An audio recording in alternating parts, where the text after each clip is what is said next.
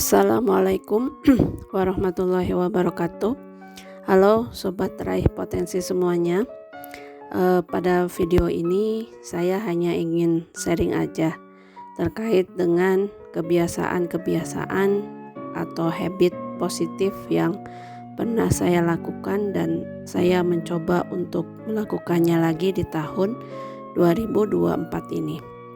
Pada awalnya saya sangat terinspirasi dari salah satu video motivasi yang kebetulan lewat di beranda YouTube saya tentang kebiasaan-kebiasaan positif yang bisa kita adopsi untuk tahun 2024 ini. Saking sukanya, saya sampai beli habit tracker yang beliau buat. Dan menurut saya itu bagus sekali karena itu based on his experience ya selama ini. Dan mungkin bisa saya aplikasikan juga gitu kan ya. Oleh karena itu pada video ini ada beberapa kebiasaan positif yang akan saya coba untuk lakukan kembali untuk setahun ke depan. Dan kalian juga tentunya bisa mengikuti atau melakukan ini juga karena ini adalah satu kebiasaan baik gitu kan. Baiklah, kita mulai dari habit pertama ya. Habit pertama itu adalah membaca. Membaca adalah kegiatan mudah yang biasa kita lakukan. Sudah banyak banget benefit-benefit membaca buku yang sudah orang-orang bicarakan. Jadi saya tidak akan menjelaskannya kembali di sini. Lalu kalau membaca itu mudah, kenapa tidak kita jadikan membaca itu menjadi sebuah kebiasaan yang positif. Terus selain itu, buku adalah satu-satunya media yang susah untuk kedistorsi. Kalau misalkan kalian melihat video, pastinya kita akan kedistorsi dengan audionya gitu kan ya, penampilannya, pengambilan gambarnya dan lain sebagainya. Tapi kalau buku sangat susah kedistorsinya karena ketika membaca buku hanya ada buku dan pikiran kita. Kita harus mencoba memikirkan, memvisualisasi bagaimana cara buku itu berbicara ke kita. Dan menurut saya itu sangat penting banget. Terus untuk yang tidak suka baca buku bagaimana? Nah, untuk melakukan kebiasaan positif ini tidak harus terbebani kok. Dengan harus membaca satu buku seminggu misalkan atau satu buku sebulan gitu kan. Tapi kita bisa mengakuisisi kebiasaan membaca buku ini mulai dari yang simple dulu. Mungkin dengan mencoba dulu one day one page misalkan. Atau sehari satu halaman. Mulai dari yang kecil sampai akhirnya yang besar. Supaya kita tidak merasa berat. Karena menurut saya melakukan habit positif itu haruslah kita willingly untuk mengerjakannya. Jadi tentukan targetnya dan tentukan goalnya based on kemampuan kita. Jadi pada intinya jangan merasa terbebani. Terus untuk habit berikutnya adalah menulis. Menulis itu sangat underrated sekali. Tidak banyak orang sekarang yang melakukannya. Dan ketika menulis itu memang pure kegiatan menulis ya. Maksudnya menulis di atas kertas dengan pensil ataupun pena, bukan mengetik di gawai kalian. Nah, kenapa harus menulis? Karena begitu kita mengkonsumsi informasi, satu-satunya kegiatan atau aktivitas yang bisa membuat kita itu mengingat informasi tersebut atau ilmu tersebut adalah dengan menuliskannya kembali. Sudah ada studinya kok, di mana kalau misalkan kita hanya menerima informasi saja, kita akan mudah sekali lupa. Tapi kalau misalkan sudah kita tulis atau kita jelaskan, maka kemungkinan informasi tersebut akan kita ingat lebih tinggi. Hal ini seperti yang dijelaskan dalam metode The Count of Learning, bahwasanya kita hanya bisa mengingat 10% dari yang kita baca, 20% dari yang kita dengar, 30% dari yang kita lihat, 30% dari yang kita lihat dan kita dengar, 70% dari yang kita obrolkan, dan 90% dari apa yang kita lakukan. Terus contoh kegiatan menulis seperti apa yang bisa kita lakukan? Menurut saya yang paling mudah itu adalah journaling, atau kalau dulu menulis buku diari gitu ya. Saya sudah melakukannya kegiatan menulis ini di akhir tahun 2023 kemarin gitu kan ya, dengan melakukan program Morning Pages.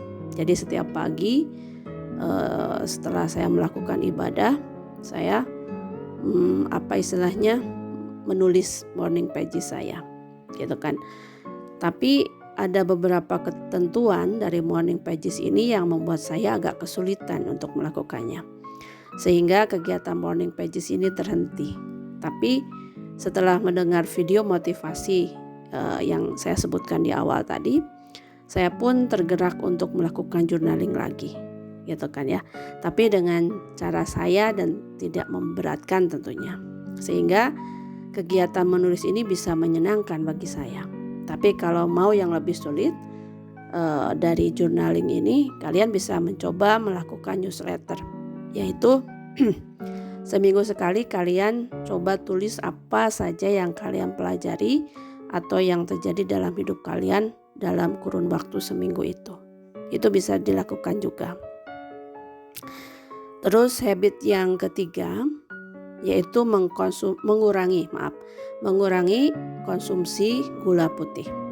Nah, positif habit yang ketiga ini memang belum saya lakukan, tapi ini salah satu goal yang ingin saya capai di tahun ini.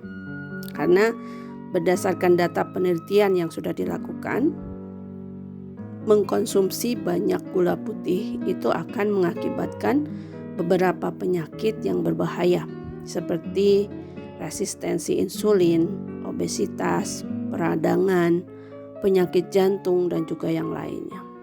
Oleh karena itu, sangat dianjurkan untuk mengurangi konsumsi gula putih ini dan menggantinya dengan mengkonsumsi gula alami seperti buah-buahan, madu, dan lain sebagainya. Jadi, goal saya mungkin bukan berhenti ya. Saya belum bisa untuk berhenti, tetapi mengurangi konsumsi gula putih dan menggantinya dengan sumber gula alami yang lain.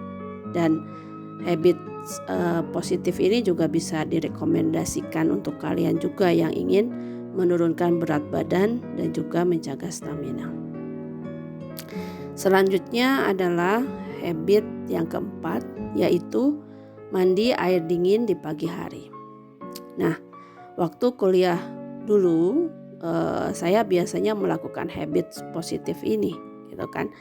Karena ketika kita mandi pagi atau mandi di pagi hari dengan air dingin, ya bukan air hangat gitu kan, itu menjadikan waktu saya produktif. Saya bisa mengerjakan tugas-tugas kuliah saya yang numpuk dan alhamdulillah bisa lulus tepat waktu gitu kan, dengan predikat yang terpuji lah istilahnya. Nah, saya mengikuti kebiasaan atau habit positif ini karena dulu kakek dan nenek saya pun mereka setiap hari selalu mandi pagi sebelum sholat subuh. Tapi mungkin bagi kalian yang mempunyai alergi dingin atau mempunyai riwayat penyakit tertentu, tidak harus dilakukan ya, bisa diabaikan gitu kan. Tapi bagi kita yang sehat, saya dan kalian gitu kan ya, yang tidak ada keluhan apa-apa, bisa mulai mengadopsi habit positif ini. Manfaat lain habits ini juga adalah menaikkan produktivitas di pagi hari dan badan juga segar. Tapi untuk bisa bangun pagi, tidur kalian juga harus cukup ya. sesuai dengan jam biologis kalian masing-masing. Lanjut, yang kelima, ada yang namanya intermittent fasting, atau dengan kata lain, kalian mempunyai jam makan tertentu di jam tertentu. Nah, pada umumnya orang-orang melakukan 16 jam puasa dan 8 jam makan. Nah, saya tidak melakukan habits ini terus terang, tapi ada yang lebih bermanfaat dan bernilai ibadah menurut saya, yaitu puasa Daud. Puasa Daud itu dilakukan dengan cara puasa berselang, sehari puasa, sehari makan, gitu kan ya. Tapi tidak ada salahnya juga bagi kalian yang mau mengadopsi intermittent fasting ini atau puasa Daud ini. Tapi kalau saya memilih untuk puasa Daud. Jadi habits ini sangat saya rekomendasiin buat kalian ya. Kalau untuk manfaat puasa maupun intermittent fasting sudah banyak penelitian dan penjelasan yang detail gitu kan ya terkait hal ini. Yang perlu dilakukan adalah actionnya tentunya. Jadi semoga bisa continue baik itu intermittent fastingnya maupun puasa Daudnya. Oke, yang keenam adalah bangun jam 5 pagi. Nah, pagi itu merupakan waktu yang benar-benar sepi banget. Kalau misalnya kita bangun lebih awal, kita bisa mempunyai waktu sendiri dan menurut saya ini sesuatu yang sangat positif. Bahkan bagi kalian yang muslim, hari kalian diawali dengan berdoa dan bersyukur dengan melakukan ibadah. Ada buku juga ya yang membahas tentang benefit bangun jam 5 pagi ini. Orang-orang sukses itu bangunnya juga pagi, nggak siang gitu kan ya. Banyak video yang membahas ini juga, atau kalian bisa baca bukunya langsung. Mungkin kita bisa bahas juga nanti di video yang lain. Dan yang tidak kalah pentingnya untuk dilakukan ketika bangun pagi itu, sebelum melakukan apapun gitu kan ya, adalah kalian harus langsung membereskan tempat tidur. Kenapa kalian harus beresin tempat tidur dulu?